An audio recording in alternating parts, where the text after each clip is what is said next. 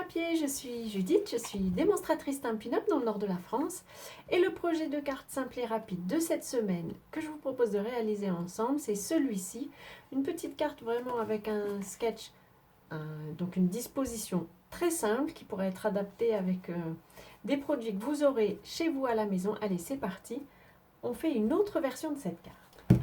Cette fois, j'ai choisi de changer de couleur, mais vraiment, c'est vraiment une couleur très proche. C'est la même famille, c'est aussi une couleur de la famille des subtils.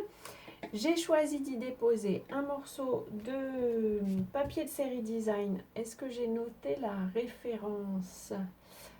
Pas du tout. Bon, de toute façon, je vous mettrai, comme d'habitude, toutes les références sur mon site, dont le lien se trouvera dans la barre d'infos si vous êtes sur YouTube, et donc vous aurez toutes les références.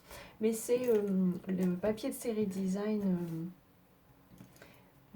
qui correspond aux familles de couleurs. Donc celui-ci c'est subtil. Je vous mettrai, comme je vous dis, les références et les mesures.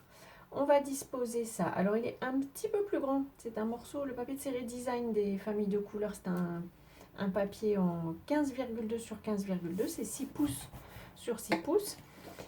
Et en fait, moi, je préfère juste découper la largeur de ma bande. En l'occurrence, ça, je l'ai noté, c'est 5 cm. Et puis, une fois qu'il est collé sur la carte, là, je le découpe bien au ras pour être certaine que la mesure du papier soit exactement la même que celle de la carte. Ceci étant fait, on va pouvoir faire le tamponnage. J'ai découpé un morceau de papier blanc qui mesure 11,85 cm sur 7,5. Là-dessus, je vais tamponner une illustration qui vient du set de tampons Impression de la nature, c'est celui-ci. Il vous faut une illustration un peu grande qui habite, on va dire, la page blanche, et en même temps qui soit un peu discrète pour que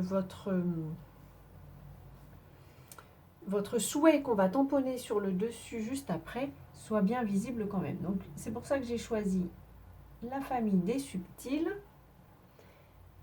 Hop, donc ici on est en pétale rose comme sur le papier cartonné, et pour tamponner le souhait j'ai choisi du coup l'encre Memento, c'est l'encre noire que je préfère. Et j'ai pris un souhait qui vient du set de tampons et qui dit un merci du fond du cœur.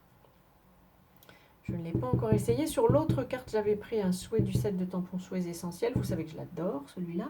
Mais j'ai pensé que vous en auriez peut-être assez de ce set de souhaits. Et j'en ai pris un autre. J'espère que je vais le tamponner bien droit. Oui, ça me va bien.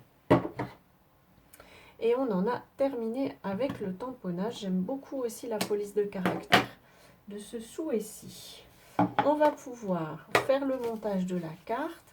Je vais disposer cette illustration-ci sur mon matage noir. J'aime beaucoup ce matage parce que ça va faire une belle mise en valeur. Comme c'est très... On a du noir et du blanc, c'est très contrasté. J'aime beaucoup l'effet que ça fait. Alors moi là je vais le coller directement dessus. Je vais prendre même la colle liquide. Ça me laissera un peu de temps pour le disposer.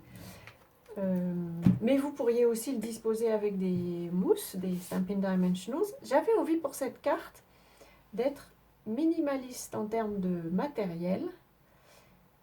Et donc j'ai fait une carte à plat, pourrait-on dire, avec assez peu de dimensions, qui du coup est faisable avec vraiment un matériel basique quand on démarre la carterie. C'est l'objectif de mes projets de cartes simples, c'est de vous donner des idées si vous débutez.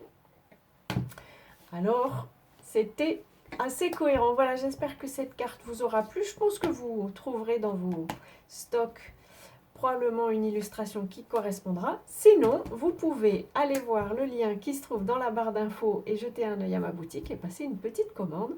Ce sera avec plaisir que je vous offrirai aussi un petit cadeau.